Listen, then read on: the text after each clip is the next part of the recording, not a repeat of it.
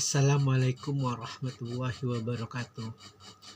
A'udzubillahi minasyaitonirrajim. Bismillahirrahmanirrahim. Sanad'uz zabaniyah. Kelak kami akan memanggil malaikat Jabaniyah, penyiksa orang-orang yang berdosa. Sebagian riwayat menceritakan bahwa tokoh utama yang melarang Rasulullah sholat adalah Abu Jahal.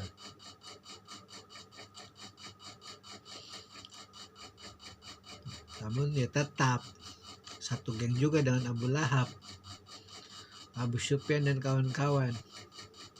Maka ketika dia mengatakan, kau gak boleh sholat lagi di sini, Mat. Nanti aku panggil kawan-kawanku nih, Abu Lahab, Abu Sufyan, Abu Gosok yang lainnya mau.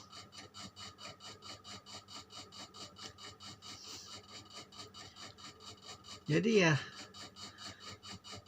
ucapan penghinaan semacam itu dibalas oleh Allah melalui firman-Nya Jibril.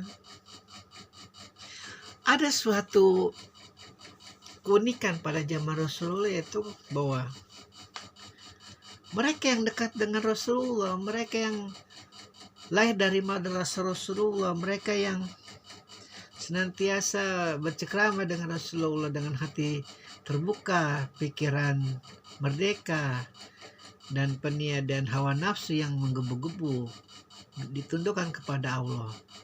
Segala ucapannya itu selalu semacam dibalas dengan Al-Quran. Dan itu yang paling jago itu Fatimah. Jadi sedikit sekali dia berbicara tentang selain Al-Quran. Itu mujizatnya Fatimah. Jadi ketika dia ngeliat kelakuan-kelakuannya, kita ikutin aja lah tafsir beberapa ulama yang mengatakan itu Abu Jahal yang ya mungkin akan memanggil kawan-kawannya Abu Lahab, Abu Sufyan, Abu Gosok lainnya itu. Sanad'uz Jabaniyah, kata Allah, kelak kami akan memanggil malaikat Jabaniyah. Jika tidak ada semacam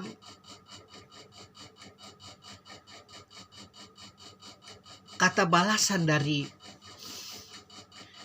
Abu Jahal pada saat itu, ini ada semacam clue bahwa sesembahan mereka yang berhala itu 360 biji. Hanya dengan satu clue Jabaniyahnya Rasulullah saja, malaikat-malaikat mereka itu tidak bisa berkata apa-apa.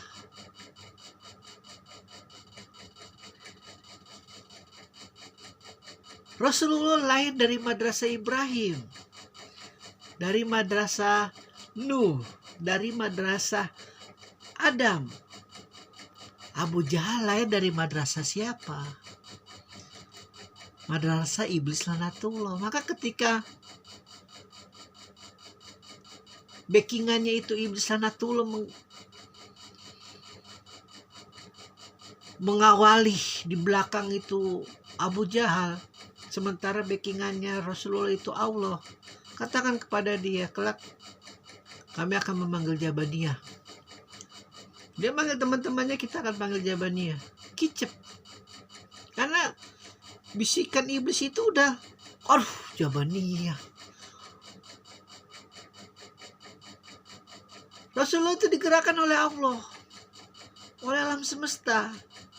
Sementara Abu Jahal itu digerakkan oleh iblis. Jadi ini yang bercakap sebenarnya Allah dan iblis.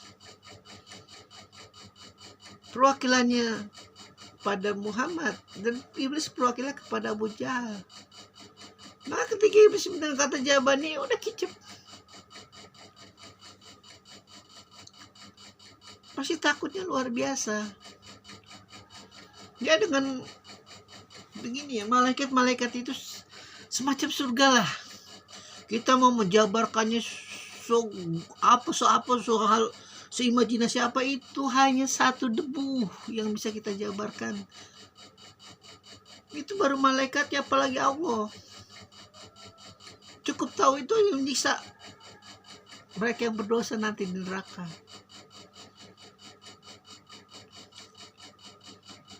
Jadi bagi mereka yang sedang berjalan dalam kebenaran, sedang berjalan dalam kebaikan, untuk menghancurkan mafia-mafia, sindikat-sindikat di manapun, di negara manapun, mau negara Islam, negara Kristen, negara Buddha, negara Hindu. Kalau benar-benar mereka di jalan yang lurus, itu Tuhan yang di belakang. Rasulullah Tuhannya Allah Subhanahu wa Ta'ala, Tuhan yang paling fitrah, Tuhan yang sejak zaman Nabi Adam hingga Rasulullah. Tidak bisa berkata apa-apa Abu Jahal, karena memang bodoh, goblok. Jabani aja dia gak kenal mungkin. Hanya karena dengki karena yang dulu dia sebagai tameng berhala, sebagai tameng kejahiliahan, sebagai tameng kemungkaran, sebagai tameng maksiat. Datang Muhammad Rasulullah SAW mengacak-acak semua, mengacak-acak sudah. Tidak ada penghormatan secuil pun kepada berhala itu. Yang dikatakan bahwa tidak ada sejarah jujur. Maksud saya tidak ada sejarah bohong untuk kebaikan, itu tidak ada. Ulama yang mengatakan bohong untuk kebaikan itu sudah dicekoki oleh politik, oleh hawa nafsu, syahwat, keduniawian, siapapun itu. Karena jika emang benar-benar dia mengikuti hadis Rasulullah, ya ikutin itu. Katanya pencinta hadis Rasulullah. Kalau bagi Sunni ya, kalau bagi siapa pencinta hadisnya, kita Rasulullah, keturunannya dari Ali dan Fatimah.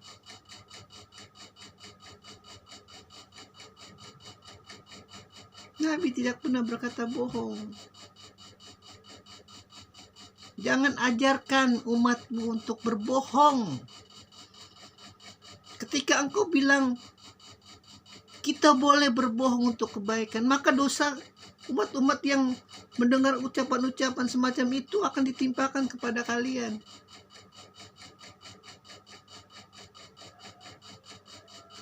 Lebih baik diam daripada berbohong. Ketika kita tahu kita mengucapkan sesuatu yang jujur dan itu akan menjadi celaka, akan menjadi binasa, akan tidak baik bagi umat, lebih baik diam daripada berbohong. Orang yang diam itu selamat. Itu diajarkan oleh dosen saya.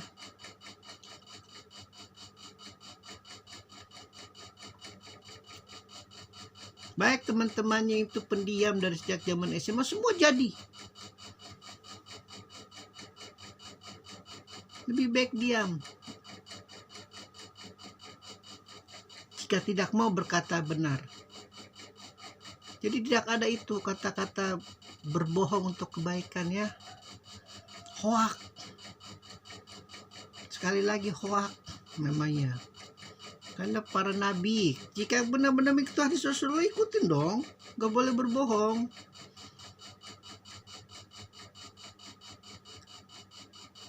Ya, Abu Jahal ya.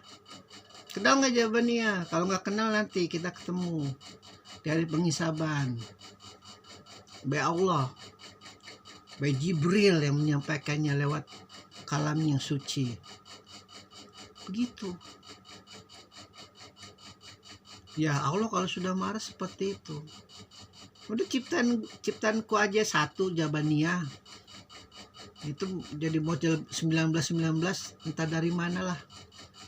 Ya mungkin kalau hadis Rasulullah mengatakan seperti itu ya sudah alhamdulillahirabbil alamin.